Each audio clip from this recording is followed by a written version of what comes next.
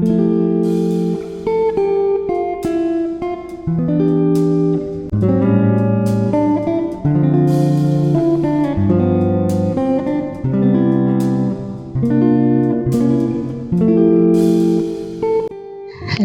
Everyone, আসসালামু আলাইকুম।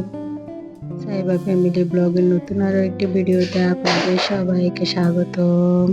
আশা করি সবাই ভালো আছেন। হঠাৎ খবর এলো মেহমান আসবে, তাই সবার জন্য নাস্তা রেডি করতে হবে। আমি এখানে জাল নাস্তা করব, সেই জন্য কিমা করার জন্য আলু কুচি করে নিচ্ছে। যেহেতু আমাদের হাতে সময় খুব কম, তাই ঝটপট করে একটা জাল নাস্তা রেডি করব। প্রথমে ছোট ছোট করে আলুগুলো কুচি করে নেব।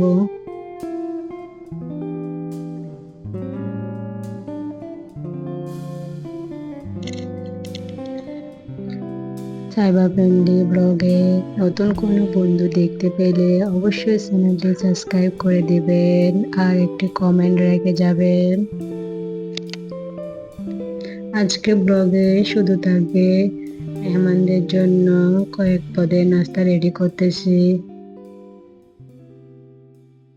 সেগুলো দেখানো হবে।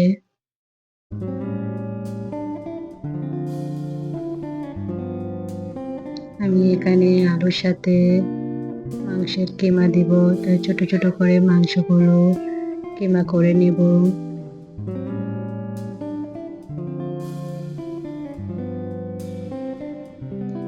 ছোট ছোট টুকরা করে দিলে খেতে খুবই ভালো লাগবে।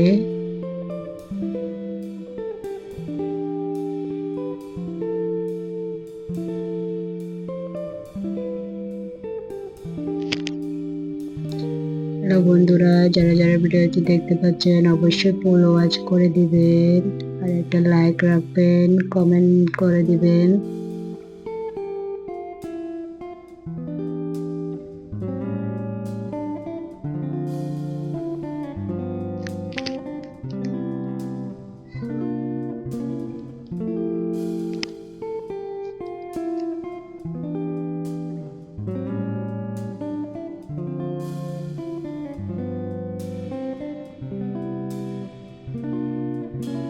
আমার ছোট ছোট মাংস কাটা শেষ, এবং আমি ধুয়ে পরিষ্কার করে নিব। এখন তো পরিষ্কার করতে চলে এলাম বন্ধুরা। পরিষ্কার করে পানি জড়িয়ে নিব অবশ্যই। আমি এইভাবে ঠিক আলু কুচিগুলো ধুয়ে পরিষ্কার করে নিলাম।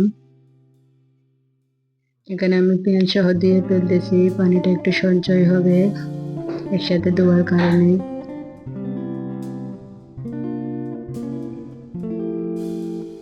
মাংসের কিমা রান্না করার জন্য আমার এখানে যা যা উপকরণ লাগবে: পেঁয়াজ কুচি, টমেটো কুচি, তেজপাতা, কাঁচামরিচ ও হালকা আদা রসুন বাটা। এতে সবগুলো মশলা কষিয়ে নিয়ে মাংসটাও কষিয়ে নিলাম।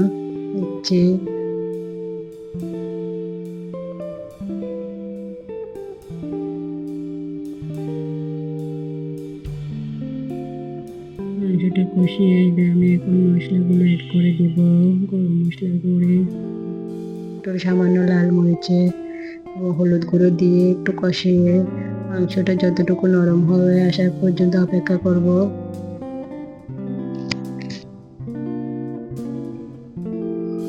আমি এখানে আস্ত কিছু কাঁচা পেঁয়াজও দিয়েছি। আলুগুলো অ্যাড করে দিলাম, আলু কুচিগুলো দিয়ে সুন্দর করে কষিয়ে নামিয়ে নেব। সামান্য রান্না করব যেন আলুটা বেশি নরম না হয় মতো। আমার রান্নাটা শেষ, চলে গেলাম। এখানে আমি ময়দা নিয়েছি, হালকা কুসুম গরম পানি দিয়ে ময়দাটা মেখে নিব। একটা ডো, সফট একটা ডো রেডি করে নিব।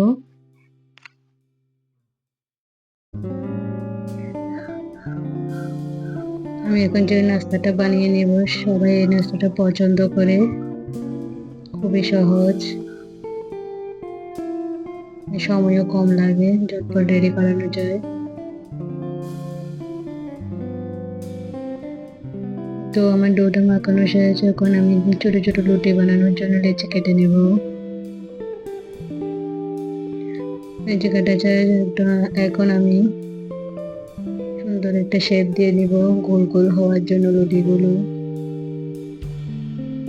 লিচিগুলোকে ঘুরিয়ে ঘুরিয়ে আমি সমানভাবে চারিদিকে ঘুরিয়ে রাখবো, তাহলে সুন্দর একটা রুটি আসে।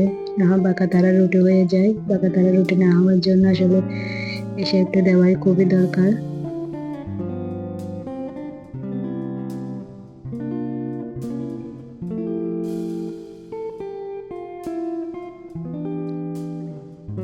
আমরা এখন রুটি বানানোর জন্য চলে যাচ্ছি। ছোট ছোট পাতলা করে রুটি বেলে নেব। এটা আমার মেয়ে আমাকে হেল্প করতেছে, ও একটু একটু শিখতেছে আর কি।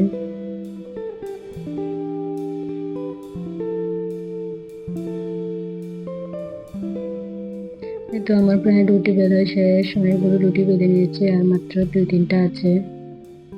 পাতলা করে রুটি বেলে নিব।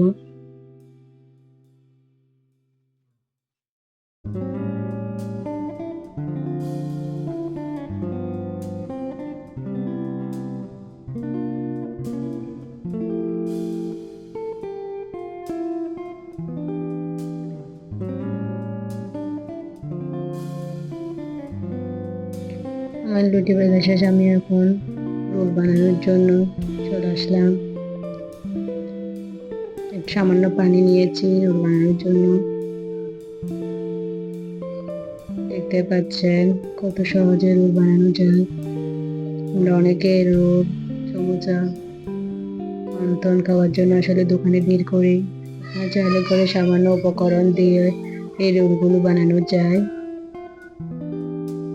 খুব সহজে ঝটপট ভাবে মচমচও হয়। আপনাদের হাতে সময় থাকলে আমার মতো খুবই সহজে ভাবে ঝটপট ভাবে রোলগুলো বানিয়ে ফেলতে পারবেন।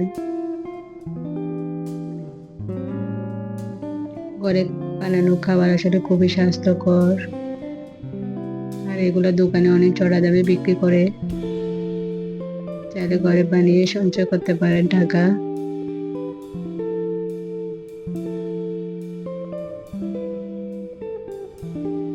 আর ঘরে বানানো খাবার খুবই তৃপ্তি করে খেতে পারবেন দোকানের চাইতে। আমি এভাবে বাকিগুলো বানিয়ে নেবো। মেহমান আসতে দেরি হবে, তাই একটু ময়দা ছিটিয়ে কিছুক্ষণ সংগ্রহ রাখবো, যেন নিচে লেগে না যায় মতো। আপনারা চাইলে এগুলো হালকা তেলে ভেজে ডিপ ফ্রিজে সংগ্রহ করতে পারবেন। আমি এখানে আরেকটা নাস্তা বানিয়ে নিচ্ছি। এই নাস্তাটা আসলে খুবই সুন্দর ও সুস্বাদু হয়, এটা মিষ্টি।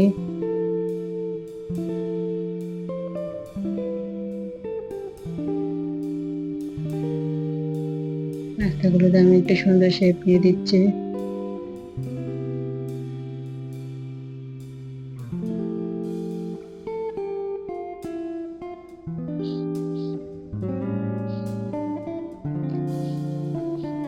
আমরা এটাকে সাধারণত তারা নাস্তা বলে। আসলে এটা খেতে খুবই সুস্বাদু, নরম এবং তুলতুলে হয়।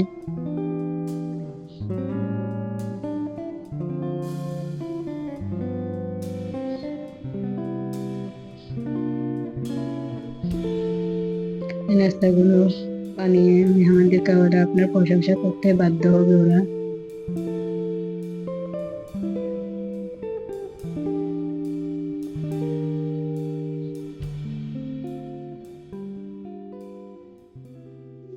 আমার নাস্তাগুলো কাটা শেষ। আমি এগুলো একটু পরে তেলে ভেজে নিব। এটা আসলে সংরক্ষণ করা যায় না, কিছুক্ষণের সাথে সাথে বানিয়ে তেলে দিয়ে দিতে হয়।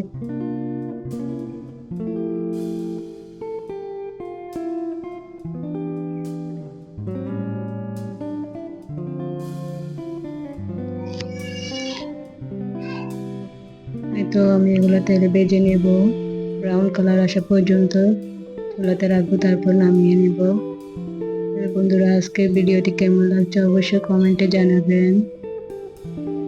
অবশ্যই একটা লাইক দিয়ে রাখবেন, ফুল ওয়াচ করে দিবেন। আমি রোলগুলো ভেজে নিচ্ছি এখানে। এগুলোতে পরে আমি ডিম দিয়ে ভেজে নেব। আবার নতুন কোনো বন্ধু দেখতে পেলে অবশ্যই চ্যানেলটি সাবস্ক্রাইব করে রাখবেন, লাইক দিবেন এবং কমেন্ট করতে ভুলবেন না যেন। অবশ্যই ভিডিওটা ফুল ওয়াচ করে দিবেন। আজকের ব্লগটা এই পর্যন্ত। আল্লাহ হাফেজ।